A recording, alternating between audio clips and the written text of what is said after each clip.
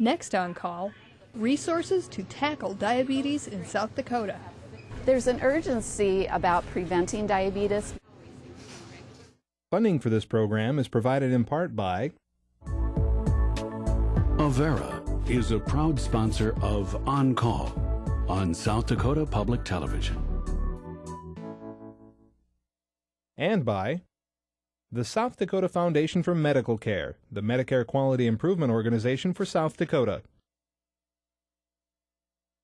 Additional funding provided by Dakota Care, the Brookings Health System, Regional Health, the South Dakota American College of Physicians, and Swiftel Communications. Closed captioning for On Call is provided by the generous support of Avera, the Brookings Health System, and Fishback Financial Corporation. There's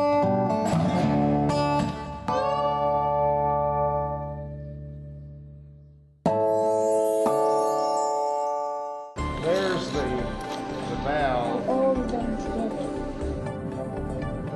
And which was healthier, the yogurt and the bagel? All right, I'm going to start by measuring the size of it. You could also add grilled chicken to this recipe. Blow hard! Blow, blow, blow! Keep pushing. Let's try to take just your head. Pull red handle to open bag.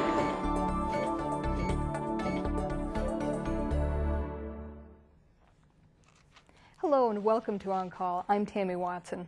When reporting on diabetes, it's always just tempting to break out the alarming statistic. This is because the numbers say a lot. The Centers for Disease Control and Prevention tell us that over 25% of U.S. adults aged 20 and older have prediabetes. This basically means 1 in 4 American adults has a condition that increases their risk for heart disease, stroke, amputation, blindness, kidney failure. It's a long list, and it's sad, scary, and almost overwhelming to consider how diabetes might impact your life personally. But here's another statistic. In another large study, the Diabetes Prevention Program determined that lifestyle interventions, exercise, and eating right can make a big difference. For example, if you weigh 180 pounds and you lose 11 pounds, you will cut your risk of developing diabetes by 50%. Now that's a gross simplification of a detailed, complicated study, but still, the doctors here tonight will tell you it's a fact. If you lose weight, get fit, and get healthy, you will go a long way toward preventing a terrible disease. And to give us more information about this, joining me live in the studio tonight are Dr. Richard Barth and the On-Call medical editor, Dr. Rick Hahn. They're ready to answer your questions about sugar diabetes, how sweet it is not. The phone number for you to call with your questions is 1-888-DOCTOR-ON-CALL. Again, that's 1-888-376-6225. And helping answer the phones tonight are volunteers from the South Dakota State University Pre-Professional Science Club. Dr. Hahn, most diabetes can be prevented, but it can't be cured. Is that correct? You know, you can, let me put it this way. I think in some of the early diabetes, you can cure it simply by changing your lifestyle, losing 20 pounds and getting into an exercise program. Yes, I think you can cure it. If you think that it's the type of diabetes, if it is the type of diabetes where over time the pancreas gradually deteriorates, then, well, it may raise its ugly head again. But you have held off that ugly beast for a period of time by curing it with a lifestyle. Now, it may be that it won't completely cure it forever, but that's something that will just hold it back a long ways. And we talk about the epidemic of diabetes in America. I mean, there is truly an epidemic. Why is that occurring? And I think it may have all to do with lifestyle. I think we need to ask our expert, however, on that one. All right. And I'm pleased to introduce to you our guest for this evening, Dr. Richard Barth from the Sanford Clinic, Diabetes and Thyroid in Sioux Falls. Thank you, Rick, for joining us. It's my pleasure to be here. So I just made, you know, Tammy had this beautiful presentation to start with. She really said, getting fit. I mean, that's it. And I loved it. It was so perfect. I'd rather just take a pill. I don't. Everybody it's a lot easier taking a pill. I know if the doctor says take a pill. Mm-hmm. Instead of having to eat correctly and exercise right. Do you think, A, that can quote-unquote cure, like I said, and 2, B, can it, is that why we have an epidemic in the United States, that our lifestyle has brought it on? You know, Tammy, in that study you mentioned, they did try 2 arms where they had pills, and the diet and exercise, the lifestyle change, was much more effective than any pill that they could try. Really? So, I'm sorry, it's got to be the old-fashioned hard way of doing it. Yeah. You know, Rick, I'm a little bit more pessimistic. I don't like the word cured. You know, I think you can treat the diabetes to the point where your blood sugars are perfectly normal, your metabolism is normal, but that's still like standing right behind your shoulder. And if you let go with your diet, you let go with your lifestyle, kind of slide back into the old habits, it's just going to be right there. So I don't think of it as much cured as effectively treated without needing drugs. Right, drugless therapy. Mm-hmm. I was going to ask first, what kind of a doctor are you before we get into this? You're an endocrinology I'm an endocrinologist. internist.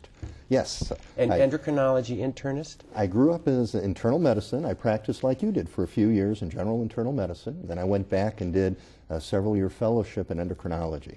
So I do for diabetes and thyroid like the heart doctor does for cardiology.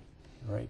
So an internist, practiced internal medicine, and then went back and did that special training. Yep. We're really glad to have you here. Mm-hmm. We need your questions. We'll be right back after that. Give us a call. 26% of Americans over age 20 have prediabetes, and that portion swells to 50% in those over age 65.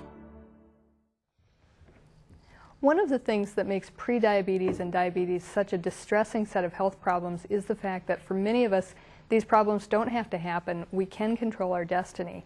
If we take a serious look at our lifestyle and decided to straighten up and fly right, so to speak, many of us could prevent diabetes-related ailments from occurring in our lives.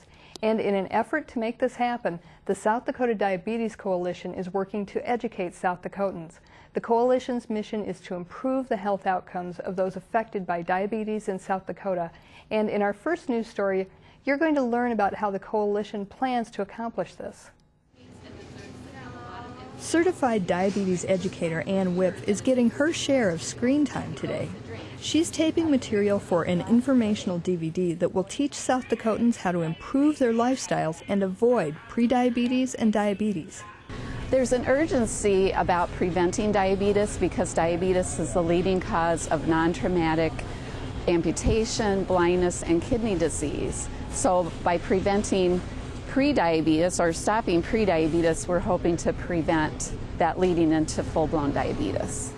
South Dakota Public Broadcasting is producing this educational video for the South Dakota Diabetes Coalition's Diabetes Toolkit. The toolkit will contain the video, printed material, and pedometers. The Coalition hopes that groups from across the state, ranging from service organizations to public libraries to city councils, will present the toolkit information and give South Dakotans a better chance to avoid diabetes. The video will contain information on what are the risk factors for having prediabetes, also what are some lifestyle prevention tips that you can do right now to prevent that, and just giving people hope that they really can prevent their prediabetes leading into diabetes. The choices made in the supermarket aisles today may affect the decisions that have to be made in the doctor's office tomorrow. That's why educating the public about the health risks of prediabetes is so important. Dawn Hahn, coordinator for the South Dakota Diabetes Coalition, explains. Prediabetes is really just hitting the news now. It's something that we're all learning more about. It is the time that we want to affect people to make changes right now before it advances into diabetes. So the prediabetes kit, the whole intent is to help the South Dakotans understand what prediabetes is and that there are actions they can do now to stop any progression of diabetes. Talking about a serious health problem in a well-lit and well-stocked grocery store may seem a bit incongruous, but it is here, not at the clinic and not at the hospital, that the battle against diabetes and prediabetes begins. The time to prevent diabetes is before we have it. And we know right now 1 out of 3 children born in the United States today will face diabetes unless we change our unhealthy habits now. Because we know that people with prediabetes will develop diabetes within 10 years. But we can stop it in its tracks, and get our blood sugars back to normal level as long as we change our unhealthy eating habits and increase our activity. If you want to learn more about either the South Dakota Diabetes Coalition or their educational toolkits, you can do so by going to their website at doh.sd.gov/diabetes/coalition. Again, that's doh.sd.gov/diabetes/coalition. Or you can call the coalition coordinator at 605-336-3505. Again, for the Diabetes Coalition, the phone number is 605-336-3505. Doctors, let's talk more about this. What's the first thing you want to... I wanted to say, Department of Health, smart, good work, keep that up. We're behind you. The Department of Health.southdakota.gov, and then there's a lot of things going on that source. So let's talk about diet. Everybody wants to know about the right amount of exercise, the right amount of diet to do this. Let's start with exercise. Sure. What is the right amount of exercise for a person to prevent diabetes? Well, if a person's in good health, we'd like to work them up to about 150 minutes a day, a half hour, 5 days a week. Now, I say if they're in good health, somebody who isn't used to walking, they may have to start with 3 or 4 minutes a day, but slowly build up to that. And we don't need a fancy gym, you don't need a lot of equipment. Just a brisk walk is enough to show improvements in terms of the diabetes. You know, we know genetically that we are built to walk. I mean, they used to say that to stay alive you had to walk 10 miles a day to try to find enough food to eat. And that walking is what is walking upright is what we do naturally best. And if like you say, 150 minutes a week, or 20, 25 minutes a day, or a mile a day, really. And it doesn't even have to be all at once. You could do 10 minutes in the morning before your shower. You could take a 5-minute walk at lunch, 15 minutes in the evening. It all adds up. It's all cumulative. Yeah. Well, in a nice spring day like today, that doesn't sound bad, but January, I'm thinking another story. So bundle up or do your treadmill. I mean, you can walk 20 below. I walked a half a mile to Cook's Kitchen and a half a mile back in the morning. You're in shape. Uphill both ways. I know here. Uphill both ways, yeah. So walking in place in front of the TV? I have patients who live in small apartments, and they just walk from one end back and forth. I had one woman who put a little empty bowl, and next to it was a bowl of dried beans. And every time she walked by, she took one from the full one to the empty one, and it kept track of her walking. There's all sorts of things you can do. We live in the land of bad weather here. Yes. You got to get around it. Well, other success stories. Tell me about other patients who have made it happen. I have a diabetic from a beautiful little town nearby, and her diabetes was florid. And I said, you've got to treat it with exercise. And she did. And she dropped herself right into a normal level for 5 years until her pancreas kind of eked its way into the picture, and we had to start with oral medicines and then subsequently insulin. But she controlled it and she continues to manage it a lot with exercise. And she generally goes an hour a day for her health. And she loves it. I mean, it's not a miserable thing. And we don't want to say that people shouldn't be doing more vigorous exercising too. Stretching, weight work. Who was it? Jack Palance, who was doing one-handed push-ups on his 80s when he was on TV. That's my hero. If you have the ability to work with someone, or you've got a trainer or someone could teach you. I work with a fellow, he's redone my life in this last year by teaching me how to exercise correctly. So you're a member of a wellness club. Well, yes. And you've been doing that. That's kind of neat. Yeah. So I've done that too. I've done 3 days a week of vigorous exercise, and I got goosed to do an extra mile a day. Try to get a mile a day in on those off days. And it's changed my life. I've really enjoyed the mile a day walking every morning before my day of work. Okay. Well, we've got a question from Sioux Falls, switching gears a little bit. A female caller, do you think irregular sleep patterns over time contribute to diabetes? Ooh, sleep patterns might be a result of diabetes. What do you think? Well, I don't think irregular sleep will cause it, but it certainly will make it worse. Actually, when they talk about lifestyle, we always talk about diet and exercise, but one of the things we don't mention is good sleep patterns.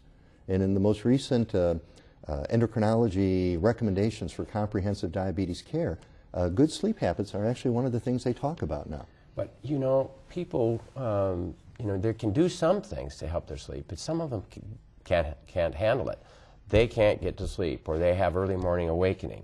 They come in wanting sleeping pills, which I'm very resistant to, because sleeping pills, for the most part, are Valium, and it messes up their memory, and it causes them to have trouble with depression. So I've used, if I'm going to use a pill, I use trazodone, which is an antidepressant base. But I try to encourage going to bed at the same time, reading a book, getting the TV out of the bedroom, cool down the room, turn off the lights, and doing all those sleep hygiene things. I agree. I think that's right on target. That's and not better than oversleep, drugs. too. Don't you agree? I mean, I think people can overdo it and sleep too much. No? I'm trying to think about the concept of oversleep. You've never had that. What is that? Yeah. I had that in college, but that's about the last memory of that. Before med school, right? Before med school. Well, okay, we've talked about diet, or we've talked about exercise. Let's talk about diet. All right, let's take the ideal diabetic diet, a person who's on insulin. What would that be? Well, it would be a diet that would give the right balance of the nutrients we need, the carbohydrates, the fat, and the protein. They'd be healthy carbohydrates, things with nutritional value, not empty sugar calories. It would be an amount that doesn't make people gain weight, and if they're overweight, it would be an amount of calories that help them to lose weight. Now, the question is, how do you translate those ideas into something practical for a guy like you or me, who might not be a cook in the kitchen, who wouldn't recognize 15 grams of rice if it hit him in the face? You know, that's where we have to use our resources, the other members of the diabetes team, the dietitians and the educators. But, you know, if Rick was my patient and he said to me, Doc, you know, I just can't figure out how this goes, you know, I bet you he knows who the most valuable player of the 1978 World Series is. And I tell him if he knows that, he can probably remember that a slice of bread is 15 grams. This isn't hard to do. No. And then you can go back to my grandmother's rule of thumb, which was moderation in all things. Yeah. You know, you just have to be wise in your choices. I like the idea of exactly what you said, a balanced diet, and keep it under 2,000 calories a day, and just count calories. I mean, you can buy little books and they'll help you figure out how many calories you have. And I think it's portion size is the key. You know, it's you know, you can have anything you want. Really, it's just the quantity of it. You know, that, you know, oh, a few potato chips are fine, not the bag. You know, it's just. But the problem is, a few potato. If you're like I am, I can't. Nobody can eat just one. That's exactly right. Well, that's the Dolly Parton diet. She's famous for that. One bite of anything she wants, but she stops at one bite. Yeah, I didn't know the Dolly. Yes. Well, you learn. You always teach me something. But I like that. I like the. Now there is data in the New England Journal of Medicine that compared weight loss diets. Now, put diabetes aside. Weight loss diets, high protein diet versus the low fat diet. There was that big controversy, and finally, there were like two big studies, both of them head to head, comparing those, and the answer was, the people who were on the higher protein diet lost faster, they felt better, their lipids were better, everything was better, and after a year, it was the same. Okay. And it was, both studies showed the same thing, and the conclusion was, oh, well, after a year, if you're no better, then it's the same. So both is are it the a same. whatever works for you to lose that I think weight? it's an individual deal. Now, what's your take on that? Absolutely. You got to figure out what works for a person. The fellow who sits in an office all day, he's going to be eating different than the farmer in the fields. If you were raised in a certain cultural, ethnic background, when you were a kid, you were taught what to eat, why to eat, how to eat. And if I come with some pre-printed sheet and say this is what you're going to do, you're not going to stay on it. You have to work within your own lifestyle, your own choices. What do you think of the high-protein supplement diet where they eat the manufactured material? This is their product. You eat that product, they lose weight. It works. It does. It depends. If you're the type of person where having somebody give you what to eat and you're happy doing that and you want to lose some weight quickly, that's an excellent diet. I've got a couple, both older folks with diabetes, and they've lost about 70 pounds between the two of them. They've got their son doing it, and now he's losing weight also. I mean, tremendous. But the question is, how does that teach you how to eat when you go off the diet? How are you going to modify the life that got you into trouble in the first place so it's more effective down the line? Yeah. Now, I've been following kind of a higher protein, lower carbohydrate diet, and it's been working for me. Yeah, so what I've done is I do have a high fiber breakfast, the colon blow fruit, and that's fairly significant carbohydrate, but it's a healthy carbohydrate. For the most part, I try to leave the carbohydrates aside. I've cut out potatoes, I've cut out breads to some degree, minimalistic. And it cuts back on calories, but it cuts back on the carbs for the most part. I'm not adding the big, bacon and fat kind of a thing, where some of these low protein or high protein diets require a lot of fat.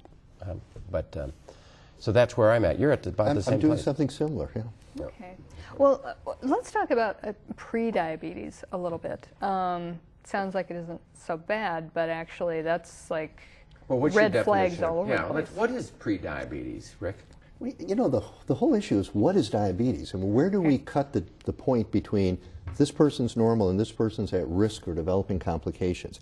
About every 15 years, that dividing line keeps getting lower and lower. It does. It's changed. I remember 140, then it was 125. Now we're saying normal is a sugar less than 100, and pre-diabetes is a fasting sugar between 100 and 125.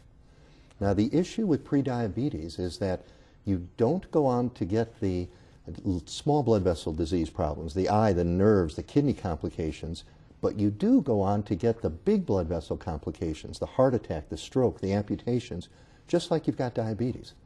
So even though it's pre-diabetes, it's not like, well, Rick, you really don't have it, it's just kind of borderline. This is a serious problem that we have to deal with. Yep. And there's about a 50-50 chance of somebody going on to develop diabetes within just a few years. So.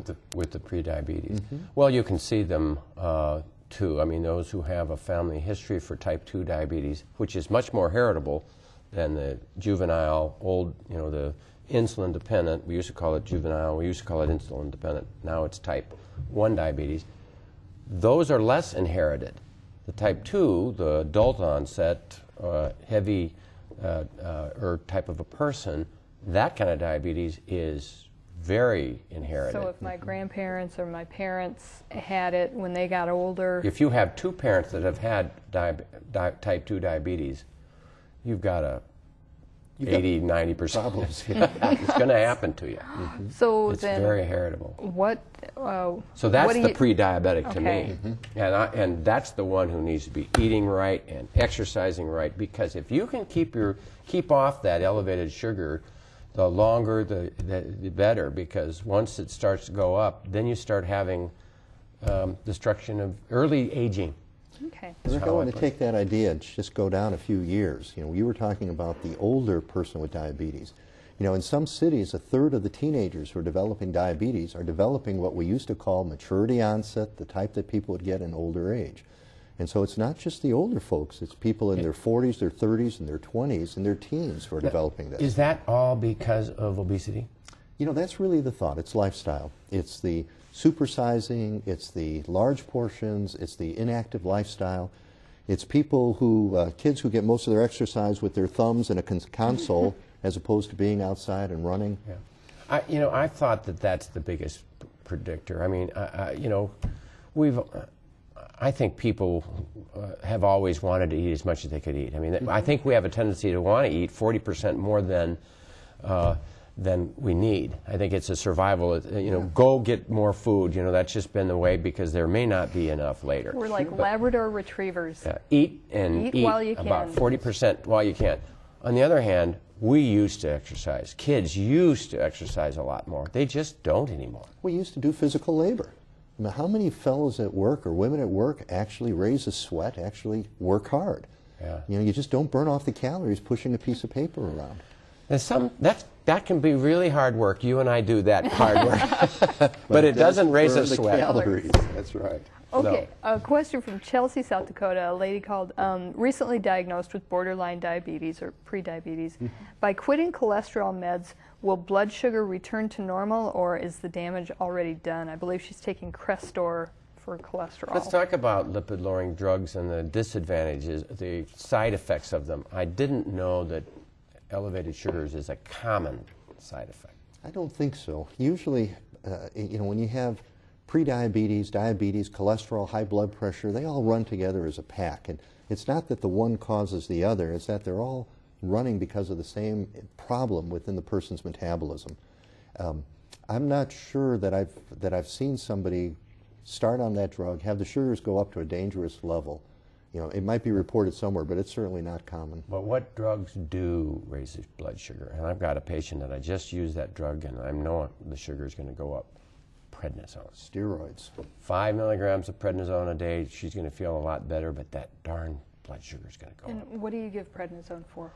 Well, this woman, I think, has polymyalgia rheumatica, which is a... That's autoimmune? It's a weird arthritis that occurs in the elderly, and a high sed rate comes with it, and they have a kind of a shoulder girdle, pelvic girdle, kind of aching, and it remarkably gets better with a low dose of prednisone, and so it's a wonderful, wonderful diagnosis for people who are really suffering and suddenly they're better. I mean, they love me when I find that diagnosis and treat it, but the sugar is going to go up. Other medicines that can do that? Well, the prednisone, you know, when you think about that, more common would be like people with asthma, people on rejection medicine, people on arthritis, even steroid shots, like people might get for an injection in their back that has a long-acting steroid can cause the trouble. Boy, I've seen a lot of that. People willy-nilly get these back shots, you know, because they're having chronic pain, no question. It helps some of them, but the diabetes just raises its ugly head. And then there's some weird, you know, things we don't think so much about. There's some antibiotics, blood pressure pills, water pills, a long list of things that can raise it, but not in the same level as the steroids do. No, nothing like it. Well, we're going to interrupt this and go to tape now. A common question patients with type 2 diabetes ask of their physicians is what kind of exercise program works best for improving blood sugar levels over time. Is it aerobic exercise, resistance training, or a combination of both? A new study shows that blood sugar levels over the long run do improve when patients follow an exercise program combining both aerobic and resistance training. Catherine Dolph explains in this week's JAMA report. Today, you can't keep Preston Swanson out of the gym. Living with diabetes for the last 10 years, he relied mostly on medication to control his blood sugar and could never really commit to a regular exercise program. My cholesterol, my triglycerides, my blood pressure, my blood sugar level, everything was out of whack. We know that exercise is about as important as it gets for individuals with diabetes. Dr. Timothy Church from the Pennington Biomedical Research Center in Baton Rouge, Louisiana, and co-authors conducted a randomized controlled trial of 262 sedentary individuals with type 2 diabetes who had hemoglobin A1C levels of 6.5% or higher. One group walked, another lifted weights, a third combined both those activities, and a control group maintained just normal activity. The combination group lost the most body fat, almost 6 pounds worth of body fat, and they didn't lose any of the lean muscle. And that's so important because we know that muscle is critical for helping control your blood sugars in individuals with diabetes. The study appears in JAMA, Journal of the American Medical Association. We found the best way to keep that skeletal muscle chewing up as much blood sugar as possible throughout the day is the combination of walking and weightlifting. Many of the participants in the combination group also reduced the amount of medications they were taking. Participants completed the 9-month program exercising 140 minutes a week, which researchers say reinforces the government's 2008 physical activity guidelines. Since I started working out, life has just totally changed. My energy level's through the roof. Not only did I lose about 25 pounds, but I also lost about 8 inches of my waist. I couldn't be happier. And the good news here is that you're doing something that you enjoy, and it's not just good for your diabetes, it's good for your overall health. Catherine Dolph, the JAMA Report. It is estimated that more than 150,000 South Dakotans have pre-diabetes.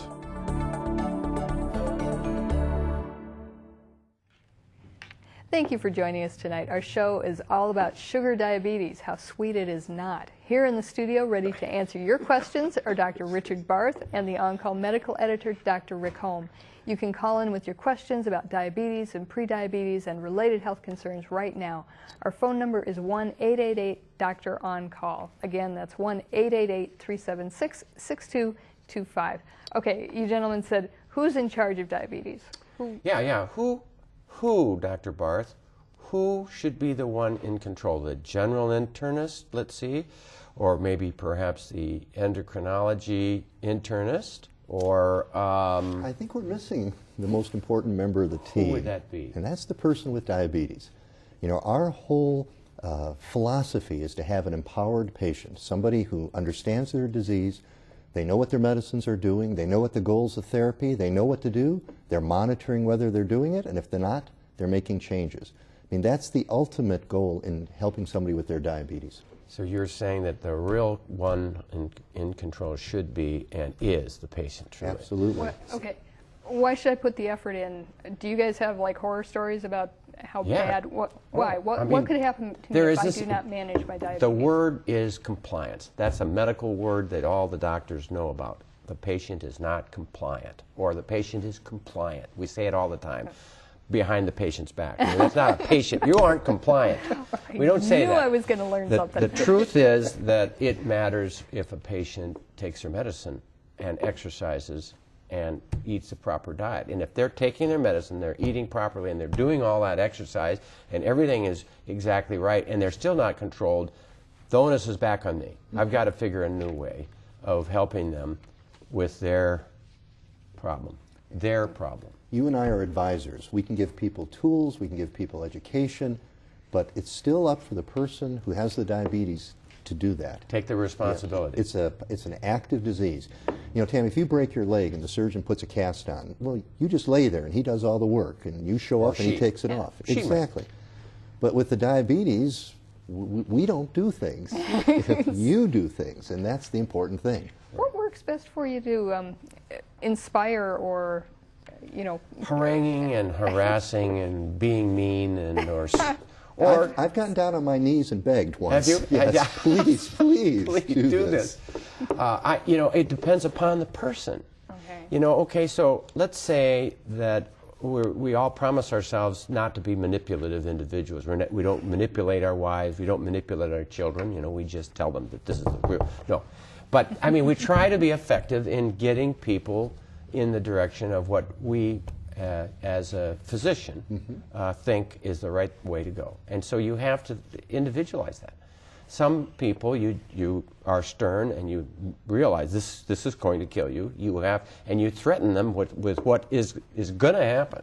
Other people don't handle that well, and you cajole them and you tell them how good they're clever doing and make fun and be their pal and say in the end, you know, really you've got to. I don't know. How do you do it? That's how I... All the diabetes education literature has shown, without a doubt, that telling people about all the bad things that can happen isn't effective in making a person change. I can talk about blindness and amputation and kidney disease failure, and heart disease. Early death. Doesn't motivate change. No, it does not. No.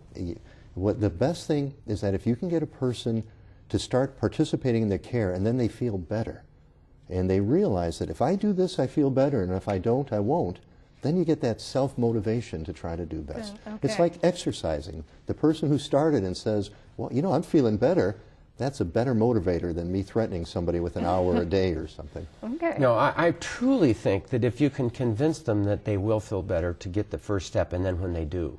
And that's that example I said of this lovely lady from Lake Preston who I just gave it away. I shouldn't say that. But what a wonderful example. She was empowered, she took off and she did the exercise and she controlled her diabetes for many years. And I think if you take responsibility for your own condition, because it isn't going to be me or Dr. Barth that are going to be suffering from the complications. It's going to be you, the patient. So it's your responsibility. Take this. But also use the technology that we've got. We've got tremendous medicines. We've got pills. We've got injections. We've got insulin. We have techniques of giving insulin, like insulin pumps. We have testing that we can do. So I mean, we physicians have a big responsibility to make sure that we're offering the right things. The patient's responsibility is to take the things or tell us they're not going to take it so we can negotiate something. Well, that I think works. that's honesty too. The patient told me the other day, no, I didn't. I didn't take them. And I don't want to. And I appreciate that better than yeah, sure, and then they don't.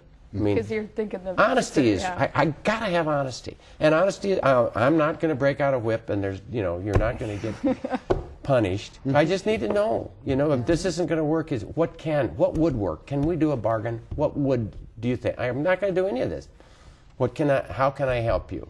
How do you handle when a patient kind of makes a decision that they're going to be in bad health, and they basically decide they don't want to take the physician's advice or medications, and you've explained, you know, the consequences of that, but still the patient is in charge and they have to make their own decisions. You know, I handle it in a way where I ask them to still come back and see me, and I try to keep that bond going.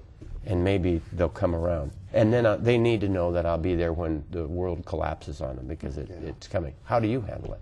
I agree. I've got a couple of fellas. I tell them, you know, they don't want to take their medicines. We can still be buddies. They can still come in. I'll still keep trying. But, you know, I reserve the right to try every time they come in, and they reserve the right to tell me no. Yeah. And then we just move along here. Okay, we got the questions stacking up. We're going to dive into those now. A caller from Brookings, lady caller, 48, age 48. What if someone with diabetes has cravings for sweets, in particular chocolate? Is a little bit okay? Ooh, chocolate craving, a little? I think yes. Yes, I would say so. You know, it can be, almost anything can be integrated into a meal plan. You know, perhaps that chocolate as dessert on top of a full meal would be better than the chocolate on an empty stomach where it's going to hit. Not the Easter Bunny on sale, but the dessert. And tiny piece. And maybe that little bit of chocolate's going to cost that slice of bread that you don't have at dinner. Okay. And you can do that. You know, the dietitians are wonderful about helping people to take what they want to eat and how can we make it diabetic friendly and integrate it into the diet plan. Okay.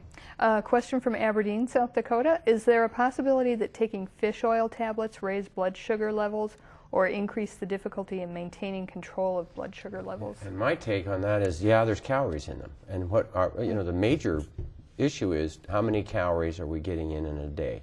The calories is the big issue, almost more than... And a pill of fish oil is oil. I mean, a gram of fat is 9 calories. A gram of sweet is 4 calories. A gram of protein is 4 calories. A gram of fat is 9 calories. And that's, you know, it depends upon how many you're doing, and of course it's a small amount, but yeah, what's your response? Usually, it seems like the intake from like the fish oil is so minor compared to the intake from the rest of the meals that the benefits of the fish oil in terms of lowering the triglycerides, which go up in people with diabetes, I think kind of outweigh the other element here. It's a better answer. Okay. A question from Bruce, South Dakota. If a woman has gestational diabetes, is that an indication of that she's going to have problems, future problems with diabetes? Ooh. First, define gestational diabetes. That's the diabetes that occurs when you're pregnant. Now, there's another diabetes. It's called mechanical diabetes, which is you've lost your pancreas from surgery or recurrent pancreatitis. That's the second kind of diabetes. I promised him I wouldn't invent any new kinds of diabetes.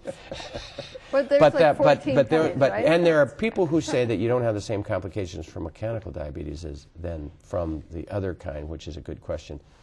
What about gestational? Well, this is important. 2-3% of women will have difficulties with, perhaps not that high, but it is a definite percentage of women will have problems. I think it's that high. Yeah. And that means they're not diabetic before the pregnancy, and during the pregnancy their sugars go up.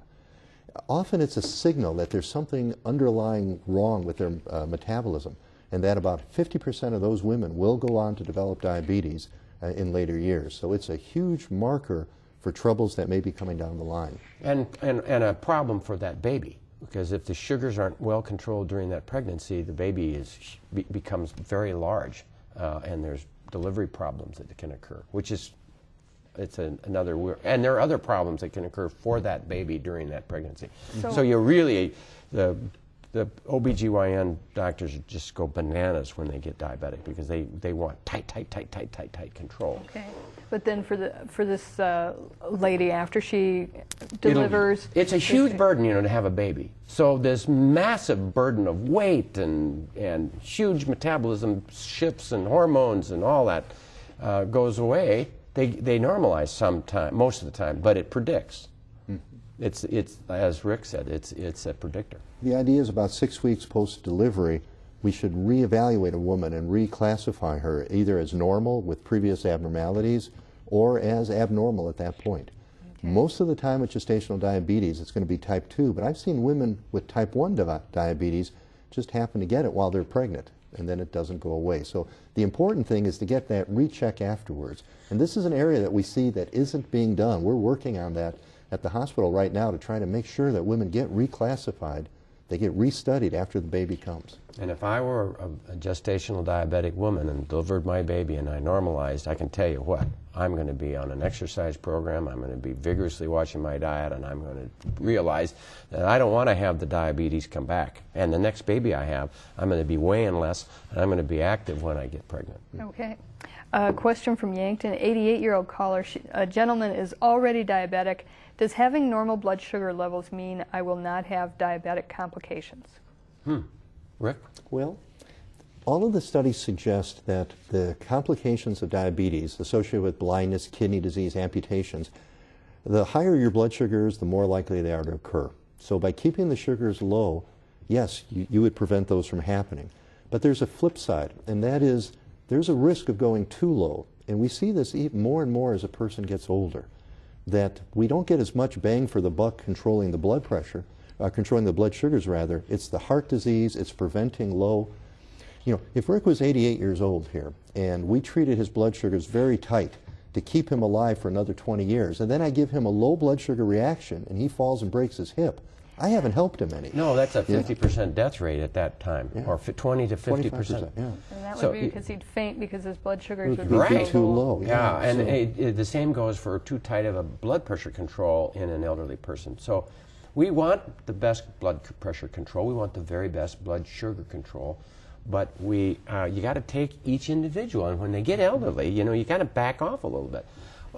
Let's ask about hemoglobin A1Cs. That's one way of measuring the risk. Now, the original article showed that the hemoglobin A1C of 8.2 was the cutoff, and more than that, protein spilled into the urine, that proteinuria occurred, and people started destroying their kidneys. Below that, they didn't. Everybody kind of came down to a 7 as a decent balanced number. Below that is decent control. Above that is...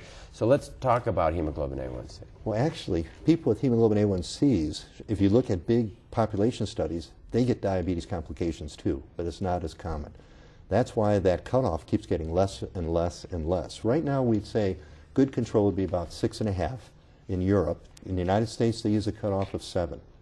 But the question, it'd be like... And what does a 7 mean? I mean, 7 means an average sugar of upper hundreds. 150, 200? Maybe 170, somewhere around there, perhaps. Okay. But it's all, like, for example, suppose you had a child who was doing poorly in school and worked real hard and went from an F to a C. Would you yell at that child for getting a C? No, I would do cartwheels. That's right. But yet when my patient has a poor control and they get their A1C equivalent from an F to a C, you know, the government would say they're doing a bad job. Well, no. They will say you're doing a bad job. And what is called, and this is another story, so we don't spend a lot of time, but they're talking about pay for performance. And they're paying doctors for doing a better job. The better, tighter hemoglobin A1C, and of course they didn't realize they might be hurting 88-year-olds from breaking hips. But you will get a better grade and you'll get paid more. And so immediately doctors are going to say, I don't want to take care of you. You're not compliant. You don't have a nice I'm going to do easy patients only. So there's a lot of consequences of all of this. What is the right hemoglobin A1C? How far do you go on that? And what's the right role in government and insurance in pushing doctors to treat people like... Different program. Yep. Another story. Another story. Question from Iroquois, a 50-year-old female caller.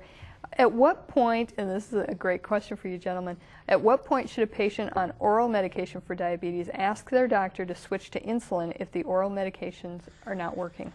Oh, I love like that question. $50 million question, isn't it? The patient is responsible. She is taking responsibility for herself, and she's saying, it was a woman, right? Yes. When should I have tight enough control? How old is this woman? 58. So now I'm not the endocrinologist. My rule of thumb is I try to get the hemoglobin A1C reasonably close to 7. I try to get them an exercise program. If they're failing the orals, not getting near there, then I move toward the insulin. Absolutely. Insulin isn't the bad guy. It's not the boogeyman that you threaten a patient with. It's probably the most effective medicine we have. I wish everyone who gets diagnosed with type 2 diabetes, that first day when they say, Rick, you've got diabetes, they say, and if you live long enough, you're going to die on 4 shots of insulin because it's a natural progression of the disease. We try to push that as far in the future as we can. But if you could do everything right, take your pills, eat right, exercise, and as the disease progresses, at some point you're going to need insulin. So it should be embraced, you know, that we have it. Yes.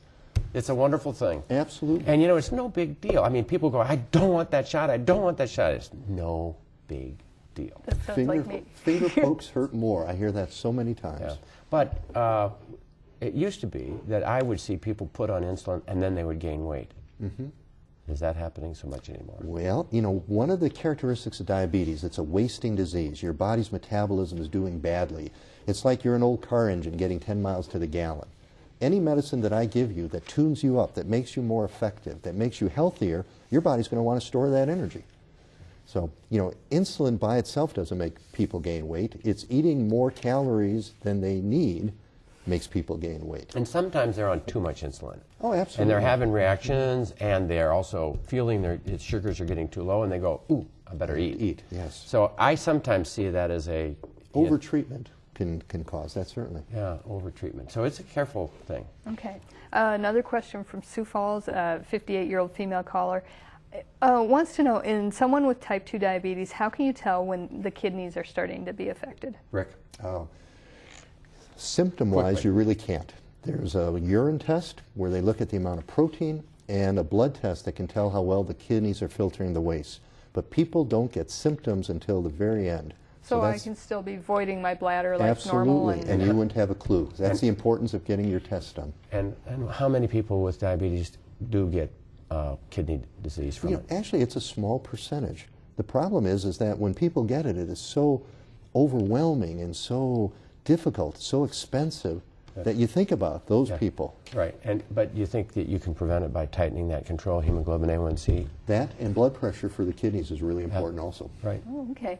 Well, we've got about a minute left in the studio discussion part here, so you got any words to fix diabetes in 1 minute? Wrap a final story here to us. Rick. If you have it, work with your providers. Don't try to ignore it. If you don't have it, then, and you're at risk, be screened. It's better to know about it than not to know about it. Remember my grandmother, moderation in all things, exercise and lifestyle is a good start. Okay. Dr. Holm? Well, and I also have to say that on the 14th of May, we're going to encourage a walk. A mile a day keeps the doctor away. Go to healthysd.gov, sign up. We got a month to sign up. Get exercise, make a plan for a year. We're going to walk a mile a day for a year. That's 12 blocks, 6 blocks away from home and back. If you can get, or 20 minutes, if that's what you can do. Mm-hmm. And I have to say, what a great pleasure to have you here. Thanks so much. Always fun. Thank you. Doctors, thanks so much. Stay tuned. We will be right back after this break with the Homespun Perspective and then what's new in medical science. Looking for reliable healthcare information online? You can start with the resources link at the On-Call website. From there, you can access a variety of accurate and dependable information sources, including the South Dakota State Department of Health and Medline Plus. What would it feel like if my blood sugar gets too low? The patient asked. I had advised her to watch out for hypoglycemia or low sugar, since it might happen as a side effect of the new diabetic medicine I was prescribing. I explained to her when sugars are low, the body releases 2 rescue hormones in order to bring the sugar up. However, these life-saving hormones can cause symptoms. Adrenaline brings cold sweats, a lightheaded nervousness, butterflies, tremors, and a pounding heart. Glucagon causes a hungry, weak uneasiness, nausea, and a headache. Also, the brain doesn't work right when the sugar is too low, and this causes irritability or blurry vision or confusion. If severely low, loss of consciousness, seizures, and finally permanent brain injury can result. I remember having a similar feeling as a high school student when I wasn't well prepared and was standing in front of a crowd trying to play a trumpet solo by memory. My sugar wasn't low, rather I was filled with adrenaline because I was so worried that I would forget the notes. But the feeling was the same. My heart was in my throat, sweat was pouring off my brow, and I was shaking like a leaf. This same fight or flight feeling from adrenaline surge is the first warning sign that happens when sugar gets too low, and should tell a savvy person to take some action to bring sugar levels up. Probably the fastest absorbed carbohydrate to raise sugar would be crackers or a piece of white bread, a baked potato, or a glass of fruit juice. Of course, if the sugar is too low and the patient is having trouble swallowing, then an injection of glucagon or an IV with sugar water would be needed. There are many and varied causes for low blood sugar, such as tumors of the pancreas, alcohol abuse, complications from gastric bypass surgery, and adrenaline insufficiency, to name a few. There is even a mild low sugar feeling that commonly occurs when one overexercises on an empty stomach. But any such significant symptoms should be discussed with your doctor.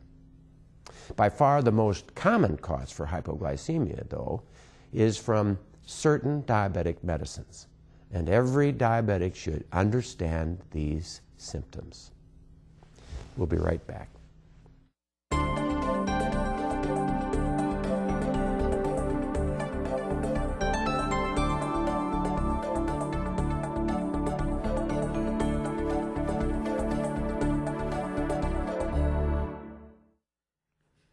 In our medical news tonight, a quick reminder, we've mentioned this before on Call. April is National Parkinson Awareness Month, and this weekend, starting tomorrow in fact, the Parkinson Association of South Dakota is holding its annual conference in Sioux Falls. The conference will offer information on the benefits of exercise, diet, movement, music, and humor when it comes to moderating the symptoms of Parkinson's disease. The conference begins at 5 p.m. on Friday, April 29th, and concludes the next day, April 30th at 4 p.m. It's a great opportunity to learn about the disease and to meet and get to know individuals, both patients and caregivers, who have made Parkinson awareness a priority in their lives. To find out more, you can go to the Parkinson Association of South Dakota website. Their address is parkinsonsd.org. Again, that web address is parkinsonsd.org. And their phone number is 605-271-6113. Again, the phone number for the Parkinson Association of South Dakota is 605-271-6113.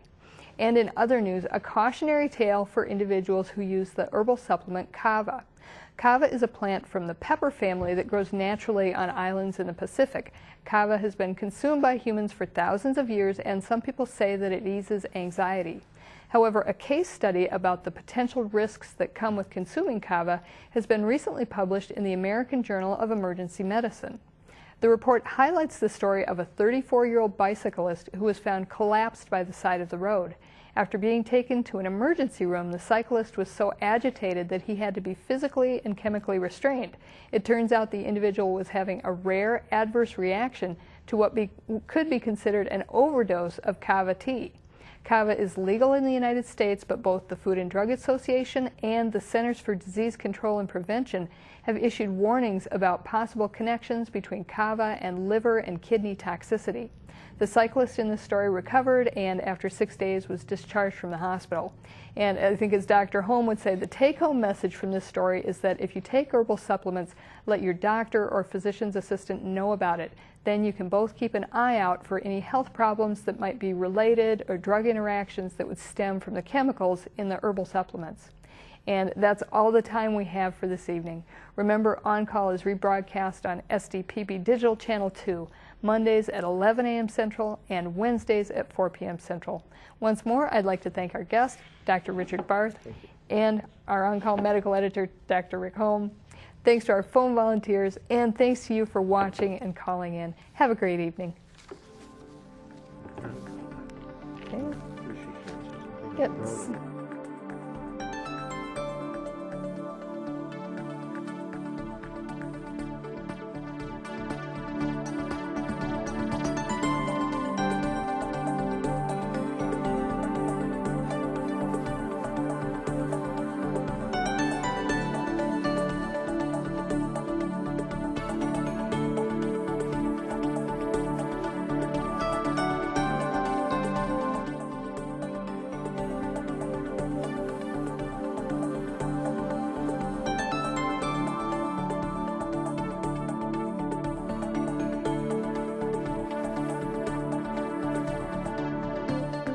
Funding for this program is provided in part by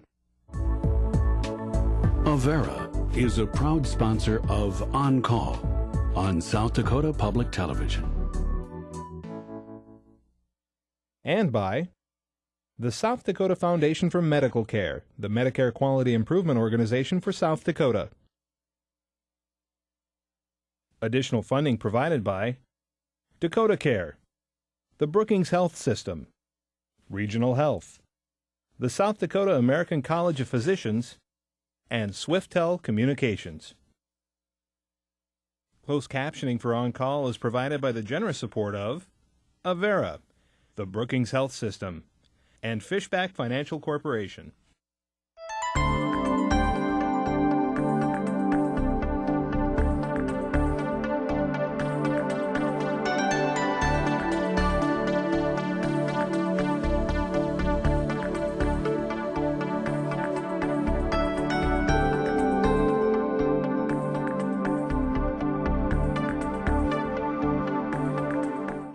To learn more about life and health, you can order your copy of The Picture of Health, a beautiful book containing insightful essays and evocative images by on-call medical editor Dr. Rick Holm and Dr. Judith Peterson. This book, containing healthcare advice, stories of medical history, and meditations on healing, can now be yours for $17 at the South Dakota Ag Heritage Museum. Call 1-877-227-0015 to order. This offer is made by Ag Biocommunications at South Dakota State University.